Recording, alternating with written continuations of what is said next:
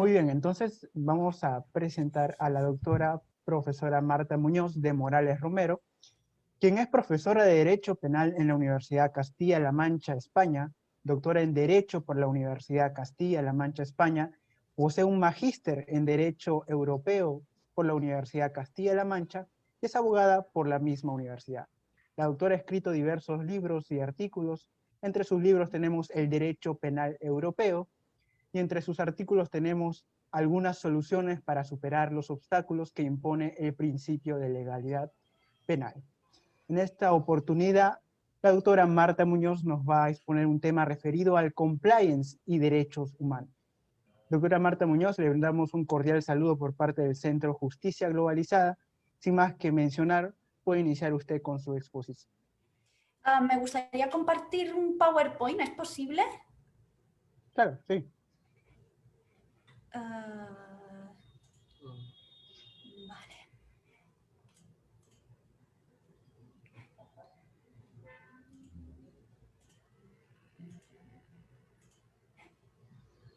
Vale.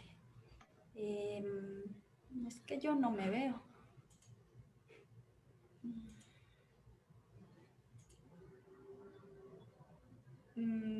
¿Se ve? En estos momentos sí se está viendo la presentación. Vale, ¿por qué yo no lo veo? Es que se me ve todo, lo veo todo muy pequeño. Un momentito. Ahora, perdón. Bueno, muchas gracias por la presentación. Quería felicitar a mi compañero Vincenzo Mochilo, lo primero, porque es complicado dar una ponencia y hacerlo en otro idioma todavía más. Así es que felicidades, Vincenzo. No te había oído hablar en español tanto tiempo, ¿eh? Lo haces súper bien. Así es que ya hablaremos en el futuro tú y yo en español. Bien, la verdad es que mi presentación la había preparado para 1 hora, pero veo que como vamos mal de tiempo, pues intentaré acortarla un poco para luego dar paso a las preguntas. Va a casar estupendamente bien con la que ha hecho Vincenzo. Lo que pasa que mi ponencia es más desde una perspectiva internacional y para ver qué podemos hacer con las empresas que delinquen no en el propio territorio, ¿no?, que es mucho más fácil aplicar el derecho, sino cuando delinquen fuera del territorio del Estado en cuestión, en el que nos encontramos con una serie de problemas distintos para la aplicación del derecho o cuanto menos para intentar responsabilizar a las personas jurídicas. Muy brevemente les voy a contar por qué creo que me han llamado para darles esta ponencia. La razón se debe a que desde el centro de investigación del que yo formo parte desde hace ya muchísimos años, que es el Instituto de Derecho Penal Europeo Internacional, tenemos un proyecto de investigación liderado por el profesor Adán Nieto, que es el catedrático de aquí, que precisamente tiene por título Responsabilidad penal de empresas multinacionales por violaciones graves de derechos humanos y al medio ambiente. Y esto nos ha brindado la oportunidad en general a todos los miembros del instituto y a mí en particular de adentrarnos en este apasionante tema que no es inabarcable. Ahora, hace 1 hora estaba escuchando los debates en el Parlamento Europeo sobre una propuesta de directiva no formal que después les contaré y me he quedado a medias con las votaciones. No sé lo que va a pasar, aunque previsiblemente se aprobará. Claro, empezaría por una cuestión o por una frase bastante sencilla de la cultura popular, como es: un gran poder conlleva una gran responsabilidad. Efectivamente, las empresas tienen el poder de dar fomento y crecimiento económico, desarrollo e incrementar los niveles de vida de la sociedad en su conjunto, pero claro, tienen una cara negativa y es que afectan sus actividades de forma negativa, o mejor dicho, pueden afectar al disfrute de los derechos humanos, ¿no? Las actividades empresariales pues siempre tienen riesgos respecto a explotación laboral, trabajo infantil, tráfico de personas y en cuestiones mucho más amplias de derechos humanos, aunque también relacionadas medio ambiente, gobernanza, corrupción, etcétera, etcétera. Para que nos demos cuenta del poder, de este gran poder que tienen las empresas, yo creo que nada mejor que compararlo con el poder que tienen los estados. En el ranking que ven ahí de Global Justice Now, que compara las 100 entidades más ricas del mundo, el último más actualizado es ese del 2018, perdón, se ve claramente que 2/3 de las entidades más ricas son multinacionales. Aquí he cortado y pegado la tabla, ven que en el top 10 ya aparece una primera empresa y en rojo son todas las empresas. Podemos ver que tienen un poder similar a muchísimos estados. España está en el puesto número 11 y por delante ya está una empresa, ¿no? Entonces nos hacemos una idea de que tienen un gran poder y por lo tanto debemos intentar responsabilizar por las afectaciones que hagan de derechos humanos.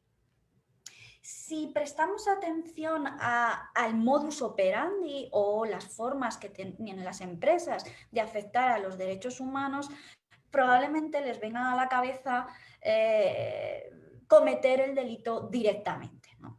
La historia nos brinda algunos ejemplos, algunos más lejanos, otros más recientes. Ahí les he puesto el trabajo esclavo en regímenes dictatoriales o en la época colonial, por ejemplo.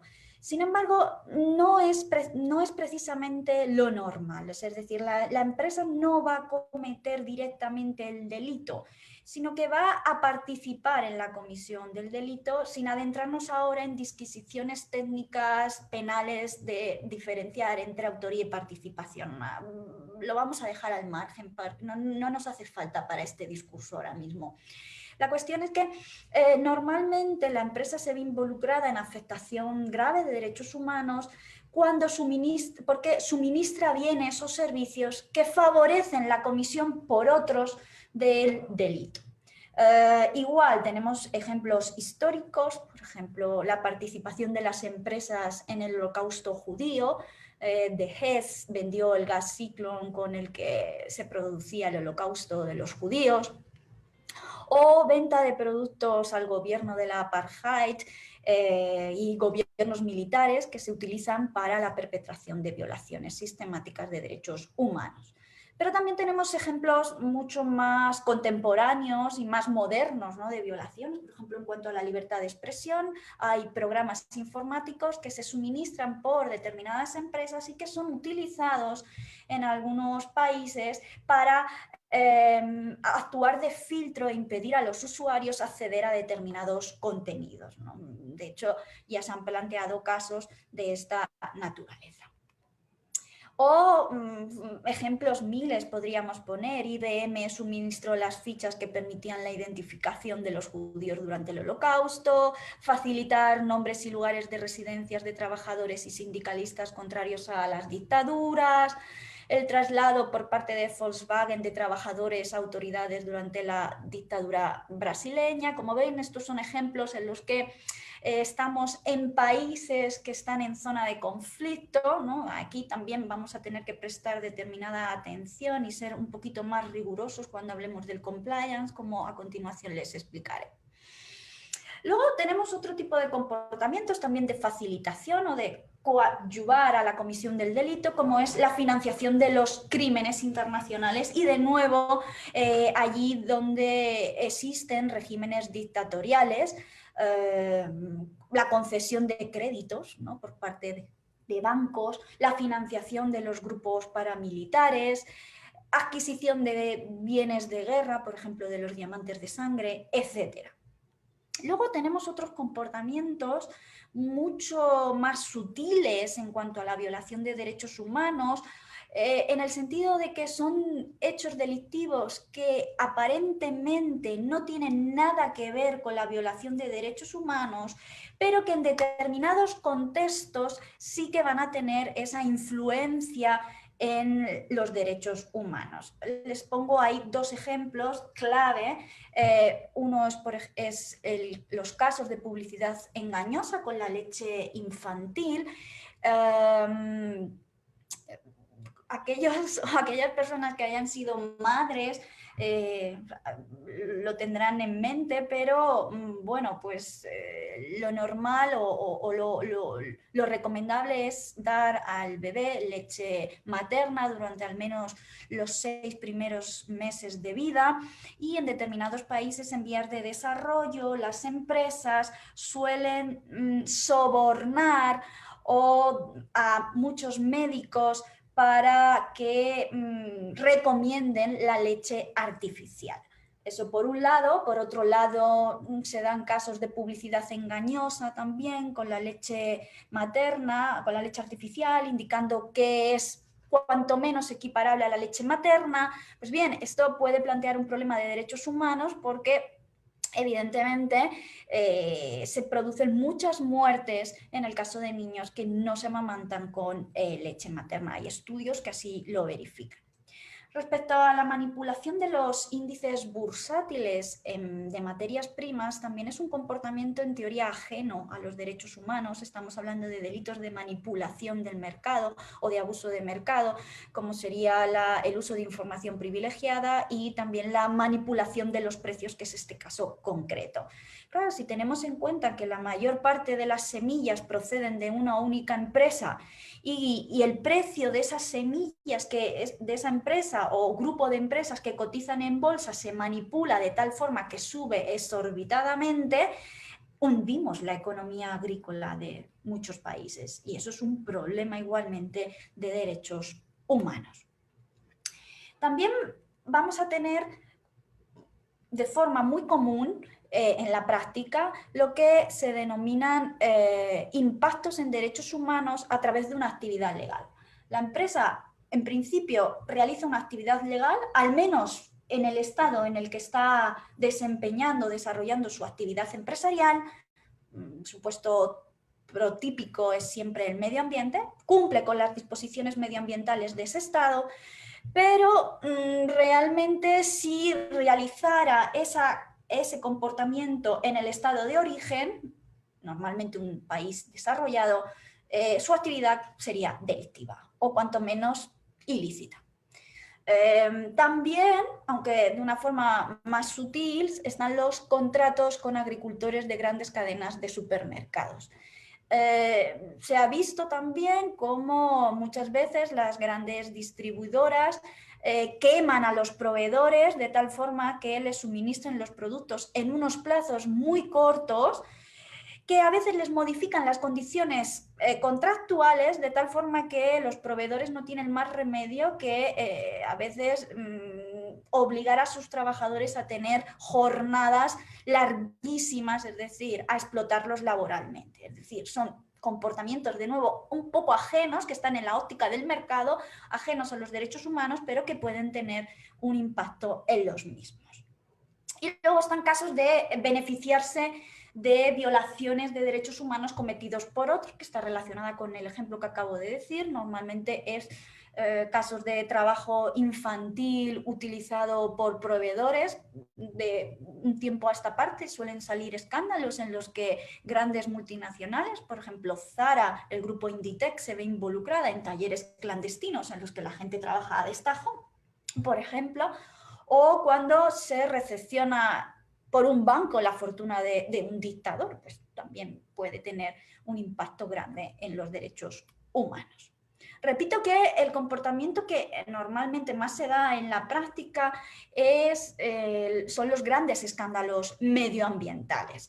Y lo voy a poner como ejemplo en 3 casos que no voy a explicar pormenorizadamente, porque grosso modo en todos se produce lo mismo, pero lo significativo es que da igual en qué zona del globo terráqueo nos refiramos, que coinciden los rasgos comunes de las grandes catástrofes medioambientales. ¿Cuáles son esos rasgos comunes?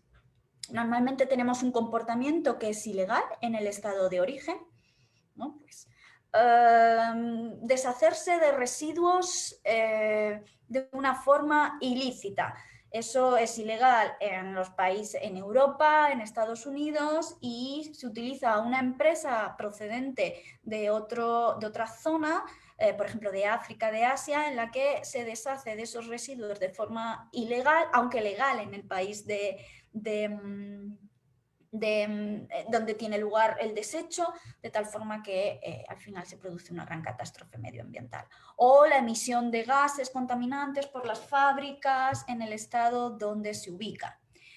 También es un rasgo común, a veces tenemos algún proceso judicial, no necesariamente de naturaleza penal, pero si acaso tenemos un procedimiento judicial, es muy largo.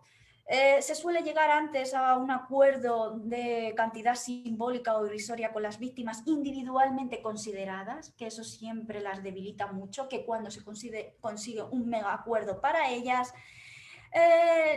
suele haber la falta de control de la matriz respecto a la filial u otras entidades, ¿no? Después entraremos en el núcleo duro de la problemática aquí, que es cómo controlar a todas las entidades, proveedores, contratas, subcontratas que forman parte de la cadena suministro, es decir, de todo el entramado empresarial.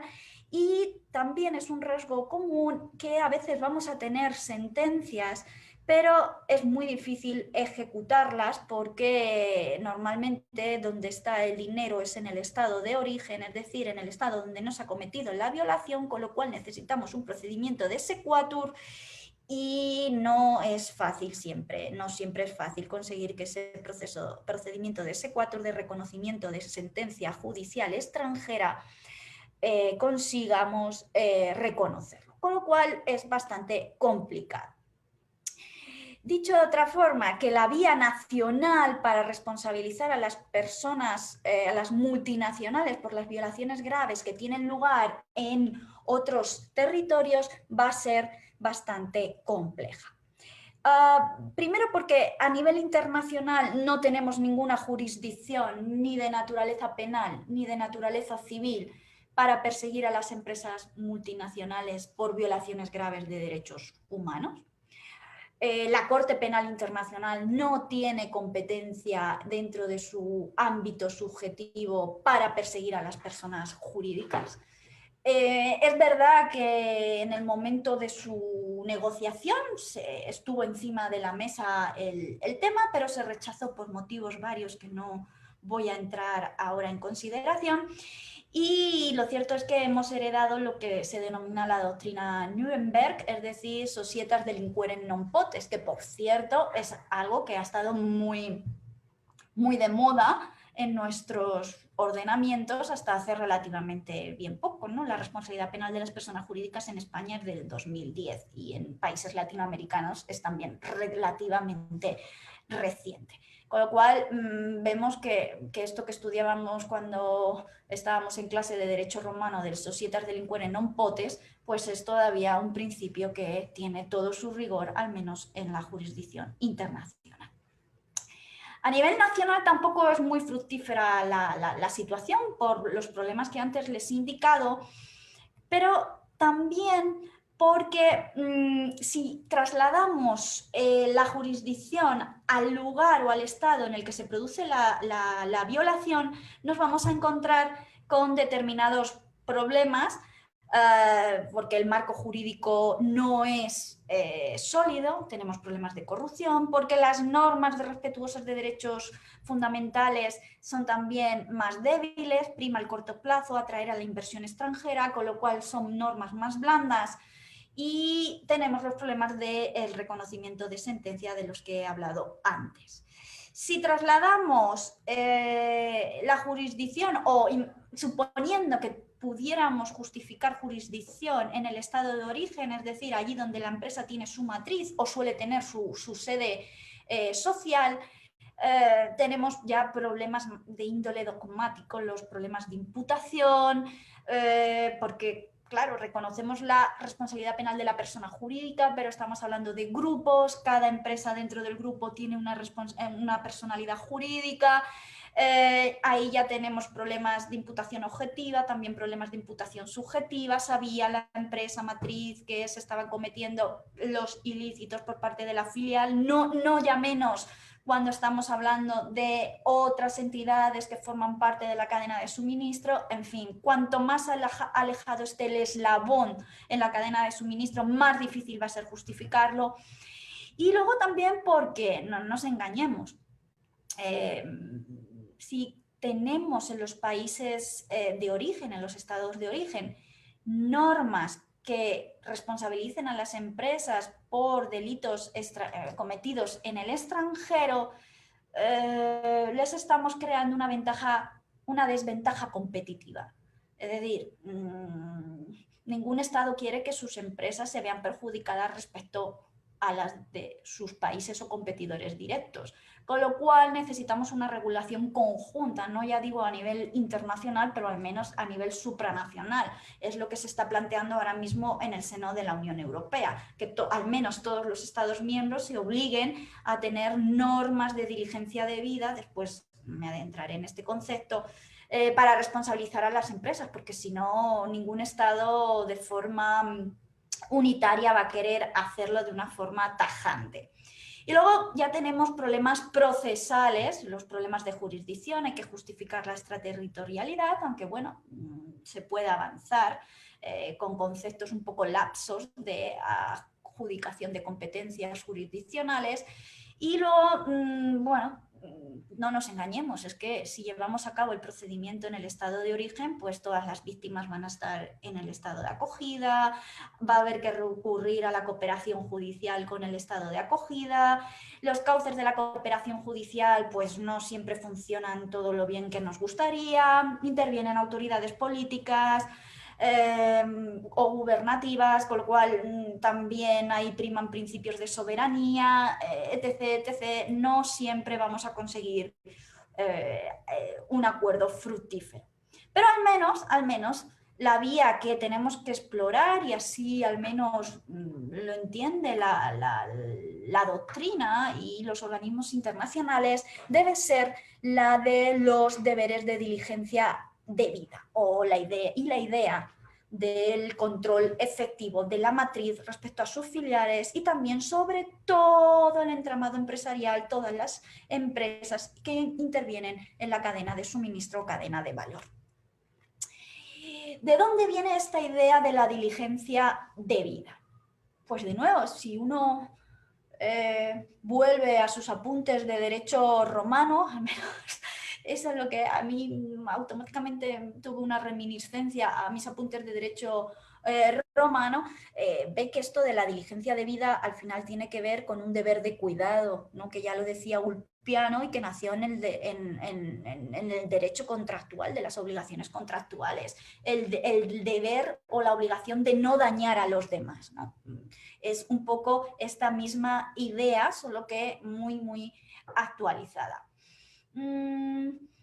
Lo importante de esta idea de la diligencia debida es que, a diferencia de la óptica que hemos visto anteriormente, que es decir, la óptica del derecho penal internacional o de la óptica del derecho nacional, lo cierto es que aquí no solamente va a primar o no nos va a interesar tanto la represión, el castigo, que también, pero pasa a un segundo plano, porque lo que nos interesa es la prevención y también la reparación de las víctimas.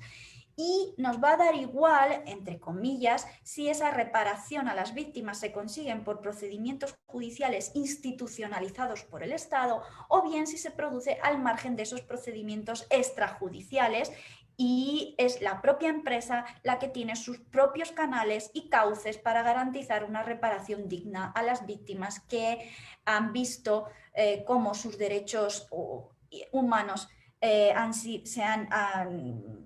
impactados por la actividad empresarial.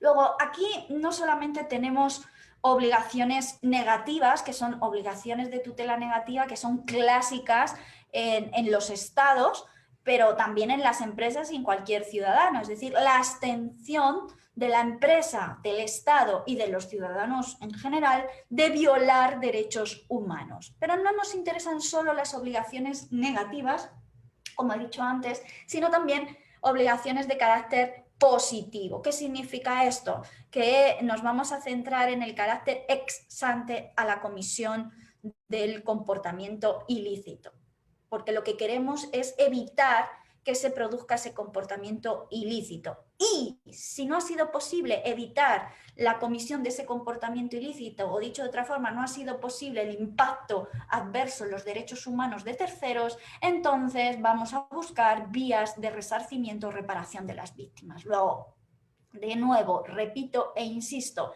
prevención y reparación de víctimas, dejando en un segundo plano, aunque evidentemente también va a ser importante, la represión o la responsabilidad civil o penal o civil o de otra naturaleza por parte de las empresas, la sanción.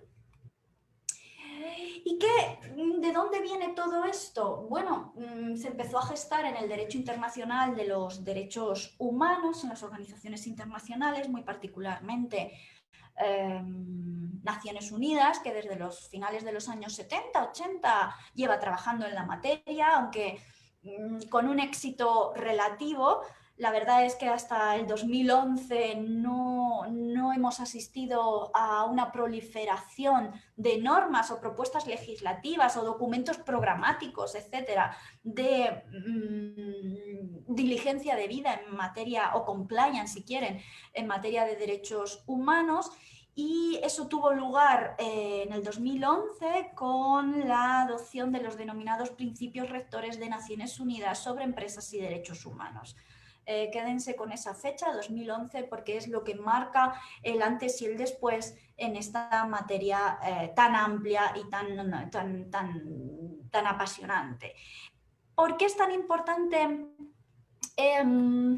esa norma? Porque habíamos tenido intentos de crear documentos de carácter vinculante. Ya saben, esta dicotomía que siempre hablan los juristas entre hard law y soft law, derecho duro, derecho blando, derecho vinculante, derecho no vinculante, y como normalmente la tendencia siempre ha sido a preferir el derecho duro porque, como su nombre indica, obliga y en el caso de incumplimiento tenemos sanciones. Pero la verdad es que en el ámbito internacional el soft law tiene una influencia brutal y puede llegar a ser incluso más importante que el hard law, porque permite a sus destinatarios adecuarse según unos momentos y unos tiempos determinados y hacerlo de una forma más libre, con mayor margen de apreciación. Les indicaba esto porque como la vía del derecho vinculante del hard law no estaba dando sus frutos en Naciones Unidas y en otras organizaciones, porque hablamos aquí de derechos humanos en sentido amplio, pero hay materias colindantes, la Organización Internacional del Trabajo, bueno, esos son derechos humanos puros y duros, pero bueno, también la OCDE, la Organización Mundial del Comercio, tienen sus propias guidelines sobre sectores específicos en materia de corrupción. Que está muy evolucionado ese ámbito, pues decía que en el ámbito, en la esfera internacional, se ha ido avanzando a base del soft law. ¿Por qué? Porque, repito, es muy difícil conseguir el consenso de la comunidad internacional y, por lo tanto, esta es una vía para avanzar. Y decía que en el 2011 tuvo lugar esta iniciativa en la que se nombra a ese profesor, John Ruggie, representante especial del secretario general sobre la cuestión de los derechos humanos. Se adoptan esos principios rectores, aunque la sociedad civil, ONGs particularmente, se mostraron reacias y lo que preferían era la adopción de un tratado vinculante. Y al final lo que ha ocurrido es que tenemos, por un lado, los principios rectores, que, repito, soft law, pero que ha marcado un antes y después, como ahora les diré, y por otro lado tenemos la vía de una propuesta de tratado vinculante. Esta propuesta de tratado vinculante está en negociaciones. Cada año hay una ronda de negociación. Creo que estamos por la cuarta o la quinta ya. Este año con el COVID no sé muy bien cómo ha quedado la cosa, la verdad. Pero lo que me interesa resaltar es que probablemente este tratado no se llegue a adoptar, probablemente, así nos lo dicen los profesores de Derecho Internacional Público, pero lo interesante es que al final ha terminado cogiendo la letra de los principios rectores. Es decir, que aunque no se adopte, los principios rectores sí que son la base de este tratado vinculante. De nuevo, esto nos hace ver la importancia de los principios rectores. Y en cualquier caso no son vías excluyentes, son vías totalmente complementarias porque tenemos el debate encima de la mesa y tener el debate en la agenda internacional siempre es importante para poder avanzar. ¿Por qué decía que los principios rectores marcan un antes y un después? Como ven, ahí ya teníamos algunas normas, sobre todo de derecho norteamericano, que habían empezado a prestar atención a las obligaciones, al menos de transparencia, que debían tener determinadas empresas en determinados sectores. Pero hasta la adopción de los principios rectores no se empezó a generalizar esta tendencia legislativa. Fíjense, en el 2015 el Reino Unido adopta esa ley de esclavitud moderna que establece obligaciones de transparencia, es decir, obliga a determinadas empresas con un volumen de negocio superior a 36 millones de libras a que informen acerca de sus políticas sobre derechos humanos. O, por ejemplo, en Estados Unidos, esa norma que ven ahí que prohíbe la importación de mercancías producidas con trabajo forzoso. Desde luego, una ley importantísima y que también está sirviendo de inspiración en otros estados y en la propia Unión Europea es la Ley de Vigilancia francesa del 17, que establece obligaciones de diligencia debida y un régimen sancionador, al menos de derecho civil. Obligaciones de transparencia, es decir, de informar acerca de tus políticas de cumplimiento normativo en materia de derechos humanos. Ahí está la Australian Modern Slavery Act, que es muy parecida a la británica. Más modernamente, en el 19, la ley de diligencia debida para evitar la explotación laboral de niños en los Países Bajos. En la Unión Europea también tenemos una marabunta de normas. La verdad es que yo cada vez que me tengo que preparar este tema, empiezo a googlear, como dice mi madre, y me encuentro normas y normas y normas, documentos programáticos. Es una materia un poco ahora mismo inabarcable. La Unión Europea tiene normas de diligencia debida, ya reglamentos de aplicación directa en determinados sectores, por ejemplo, respecto a los minerales. Aquí tenemos un doctorando que se dedica, que el tema de su tesis es precisamente la diligencia debida en los minerales. También tenemos normas respecto a la madera. Yo no sé si ustedes últimamente han ido a alguna tienda tipo o en internet tipo IKEA o Maison du Monde, etcétera, en la que van a ver que siempre pone madera certificada FSC. Bueno, pues esto tiene que ver con estos reglamentos, es decir, cómo pasa un filtro para verificar que esa madera no corresponde o no procede de la tala ilegal de árboles, etcétera, etcétera. Lo significativo, como después diré, es que en la Unión Europea ahora mismo tenemos un reglamento para divulgar la información no financiera. Y bueno, está encima de la mesa una propuesta de directiva que después hablaré un poco si me da tiempo. ¿Cuánto tiempo tengo, moderador? Todavía tiene unos 10 minutos, doctora. 10 minutillos. Uy, uy, Sí. uy. Venga, vale, lo intentaré. Muy rápidamente ¿Qué dicen los principios rectores? Como he dicho, toda la marabunta de normas legislativas y documentos programáticos se inspiran en los principios rectores, por lo cual tiene sentido estudiar la norma madre, aunque sea de soft law, repito, porque que sea soft law no la desmerece en absoluto. Lo que me interesa que veamos es que la compliance en derechos humanos va a ser distinta respecto a la compliance en otros ámbitos. Tiene unas notas particulares que las diferencian del cumplimiento normativo general. Lo primero que nos interesa destacar es que es un cumplimiento participativo, es decir, a la hora de evaluar los riesgos, voy a ir un poco más deprisa porque como el profesor Vincenzo les ha explicado cómo son los programas de cumplimiento, pues aquí gran parte de la terminología y del discurso es el mismo. Decía que es un cumplimiento participativo. ¿Qué quiere decir esto? Bueno, pues que en la elaboración del programa de cumplimiento normativo no solamente se va a atender al departamento de cumplimiento normativo, sino que hay que hacer consultas a expertos independientes y también a todas las partes interesadas. Esto es lo que dicen los principios rectores. También es un cumplimiento orientado a daños a terceros y no a la propia empresa. Es decir, en el análisis de riesgos se tiene que ver el impacto adverso o negativo respecto a los titulares de derechos y no respecto a la propia empresa, a sus propios trabajadores. Y esto es muy importante porque vamos a ver cómo el concepto de riesgo no es un concepto de riesgo social, es otra cosa distinta que después explicaré. Es un cumplimiento dirigido a terceros, ya hemos dicho que abarca toda la cadena de suministro. Es un cumplimiento destinado a la reparación.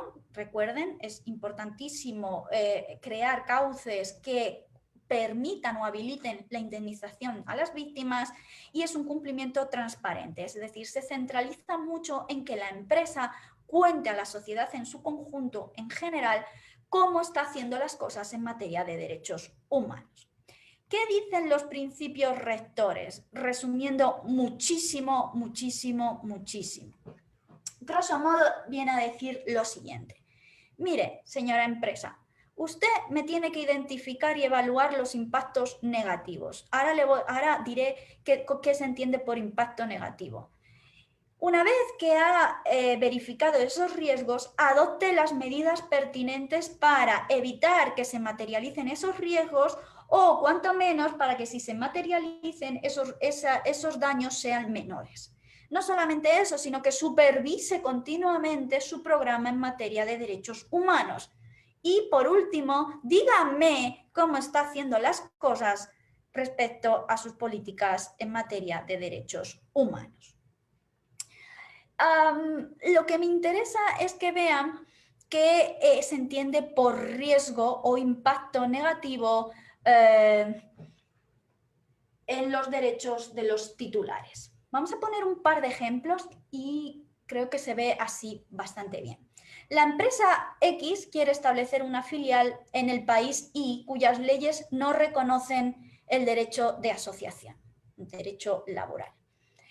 Si se ven los riesgos o se analizan los riesgos como los derechos humanos, como riesgo social, fíjense lo que haría la empresa. La empresa no reconsideraría su decisión de invertir en el país a no ser que la ausencia de una libertad de asociación efectiva pusiera en peligro los activos o la reputación de la empresa. Es decir, si cree que los trabajadores no se le van a sublevar, pues dice, invierto y me establezco en este estado. Si lo ve como una mera cuestión operativa, en el mapa de riesgos que elaboraría, estudiaría este riesgo cuando aparecieran los problemas, es decir, en el momento de ya estar instalado, si le aparece ese riesgo, lo estudiaría y lo analizaría, pero no lo haría con carácter previo a la decisión de si se establece o no en ese nuevo territorio. Si aborda los derechos humanos como una cuestión estratégica, ¿qué es lo que tiene que hacer? La empresa debería abordar ese riesgo antes de decidir si invierte o no en el país. Y el conflicto entre los derechos humanos y la legislación local debería pesar mucho en contra de la inversión. Eso es un análisis de riesgos teniendo en cuenta la perspectiva de los derechos humanos. Siguiente ejemplo, que me parece también muy significativo. La empresa X viola sistemáticamente como política de empresa discrimina a sus trabajadoras, a sus empleadas. Si la empresa tiene en cuenta esto como un riesgo social, la discriminación no va a amenazar sus objetivos, sino sus recursos económicos. Entonces estudiará, bueno, esto es un riesgo social para mí. Voy a ver los costes de litigación. Es decir, ¿cuántas sentencias, cuántos jueces me van a obligar a indemnizar? ¿Realmente los medios de comunicación en este país son muy activos y me van a provocar daños reputacionales que me van a llevar a una potencial pérdida de ventas? Así sería la cuestión del coste.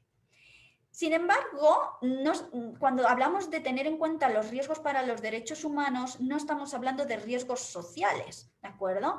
Con lo cual, la empresa no puede plantearse dónde discriminar de esta forma. Por ejemplo, no podría decir, voy a discriminar solo en países sin leyes antidiscriminatorias o donde se apliquen simbólicamente. Tampoco podría decir, voy a invertir en medidas de lucha contra la discriminación solo cuando y donde se prevean costes reputacionales considerables debidos a mi exposición en los medios de comunicación. Si seguimos la óptica del compliance, estaría verificando los riesgos para sí misma. Y eso no son riesgos en materia de derechos humanos.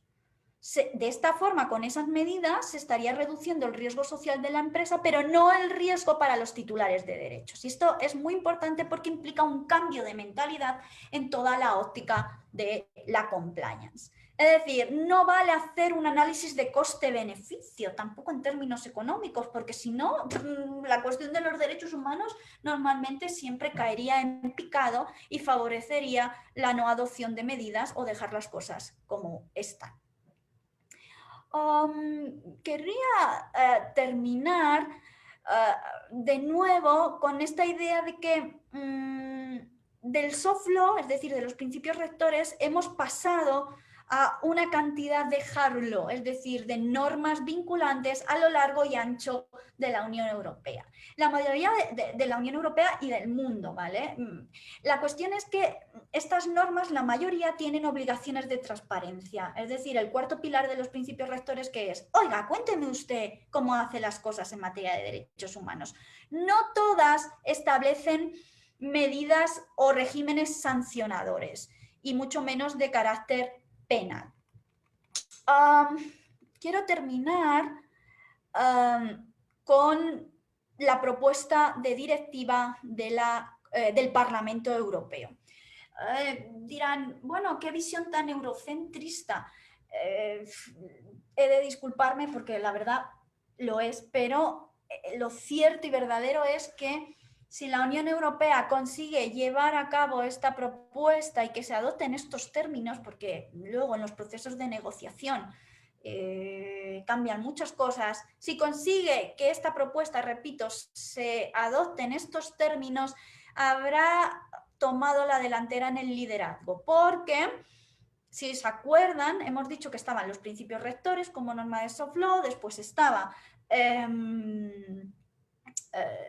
el proyecto de tratado vinculante, ¿no? Pues la propuesta de directiva sería una norma vinculante que se aplicaría a más estados, a muchos estados a la vez, con lo cual tendríamos una suerte de armonización y obligaría además a la Comisión a tener directrices respecto a esos estándares de cumplimiento en derechos humanos, algo que siempre se ha criticado a esto de la compliance, porque las empresas se quejan de que no siempre saben cómo tienen que implementar su política de derechos humanos, y esto es bastante importante. Repito que ahora mismo estaban en el Parlamento votando la propuesta. Una vez que pase la propuesta se tendrá que llevar a la comisión y la comisión tendrá que proponer ya una propuesta formal.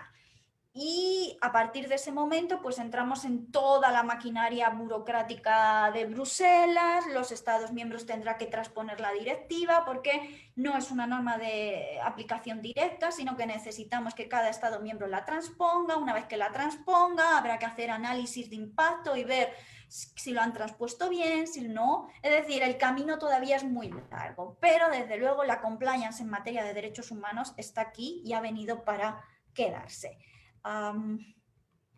Muchas gracias por su atención. Muchas gracias, doctora Marta Muñoz, por su excelente exposición. Ahora nos han llegado unas preguntas por parte del público y habiendo seleccionadas algunas, le vamos a hacer llegar. La primera pregunta tiene que ver con respecto a la diligencia debida. ¿Se debería tomar otros factores en cuenta, aparte de la diligencia debida, para imputar responsabilidad penal a la persona jurídica?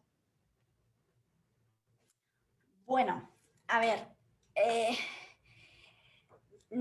creo que no lo he llegado a decir, pero estas normas que establecen las obligaciones de diligencia debida no establecen un régimen sancionador respecto de naturaleza penal. Tenemos regímenes de responsabilidad civil, por ejemplo, en la ley de vigilancia francesa. Se está debatiendo ahora si es necesario introducir un delito parecido al que está en la ley británica en materia anticorrupción, que es el fallo de defecto de organización en materia ya no de corrupción, sino en materia de derechos humanos. Es decir, el no disponer de procedimientos de compliance adecuados en materia de derechos humanos puede dar lugar a responsabilidad penal. Se está discutiendo. Desde luego, la propuesta de directiva no va a ir tan lejos. Establecerá una disposición en la que indique: los Estados miembros deben velar por la introducción de sanciones penales en caso de incumplimiento. Ya. Con lo cual, no sabemos qué estados optarán por incluir un delito de estas características o que otros estados seguirán el régimen genérico de la responsabilidad penal de las personas jurídicas y aplicarán las normas generales de la compliance.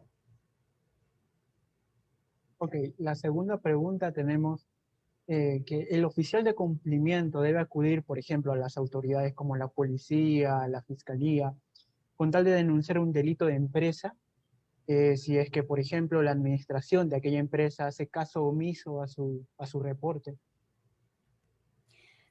Su reporte se refiere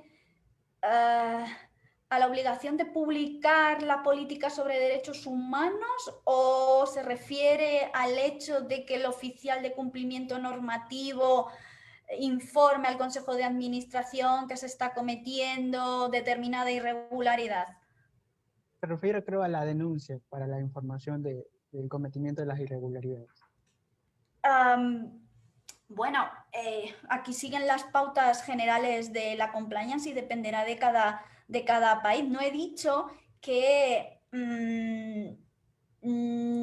la compliance en materia de derechos humanos es algo más que un departamento de compliance, ¿de acuerdo? No vale un mero oficial de cumplimiento. De hecho, la directiva, la propuesta de directiva habla de un consejo, ¿no?, que sería a la italiana, como un órgano de vigilancia, pero en cualquier caso, cuando se muestren unas irregularidades, se tienen que activar las investigaciones internas, es decir, todos los mecanismos de la compliance.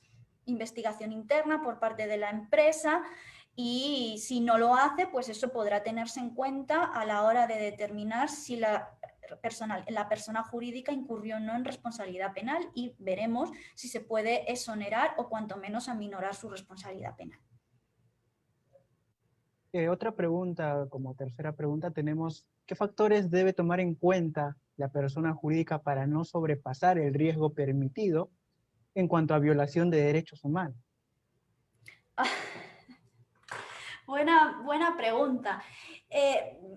el principal problema que encontramos o que se realiza a la responsabilidad en general, no voy a decir penal, sino en materia de derechos humanos en el caso de las empresas, es su indeterminación y sobre todo la cantidad de estándares diferentes que va a haber que acudir en función de cada sector. No va a ser lo mismo la diligencia debida en materia de minerales que en materia agrícola. De hecho, cada guía, cada sector específico cuenta con multitud de documentos de soft law que explican dónde se pueden ver algunas alertas o signos que pueden determinar que efectivamente se va a sobrepasar ese riesgo permitido, pero dependerá de cada sector específico. Ok, muchas gracias, doctora, por absolver las preguntas. Hay muchas más, pero por el tiempo vamos a limitarnos a aquellas tres. Le agradecemos nuevamente por su excelente exposición y, bueno, despedirnos de esta segunda sesión, no sin antes mencionar que el doctor director del Centro Internacional de Justicia Globalizada va a brindar algunas palabras de cierre. Muy buenas tardes a todos, a los que nos están escuchando, y buenas tardes también a la doctora Marta y al doctor Vicenzo, que gracias a ellos ha hecho posible esta segunda sesión del curso de Derecho Penal Económico y del cual ha estado muy interesante. También a mí me ha sorprendido su buen español del doctor Vicenzo, y a la doctora Marta también su exposición ha sido muy brillante, ya que es un tema muy novedoso aquí, hablar sobre la compliance y derechos humanos, que sinceramente aquí en los países de Latinoamérica muy poco se habla sobre esto del compliance y derechos humanos, cual me gustaría de verdad ya tener más confraternidad aquí con nuestro país, ya que nos estamos uniendo nosotros, el país de Latinoamérica, con los países europeos y también con los países americanos, y estamos haciendo estas jornadas con la unión del sistema anglosajón y el sistema continental europeo para poder nuestro país, Latinoamérica, poder avanzar con este tema de la delincuencia económica que supuestamente para nosotros es un tema nuevo, pero esto existe muchísimos años. Ya, bueno, los pioneros en esto son el Common Law, que ya tiene más de dos décadas con el tema de la responsabilidad de las personas jurídicas. Y les agradezco a todos los oyentes por estar presentes aquí. Y ya nos vemos el próximo viernes en la tercera sesión, donde estará también el profesor italiano y también, bueno, también estará mi presencia y hablaremos sobre también derecho penal económico. Muchas gracias.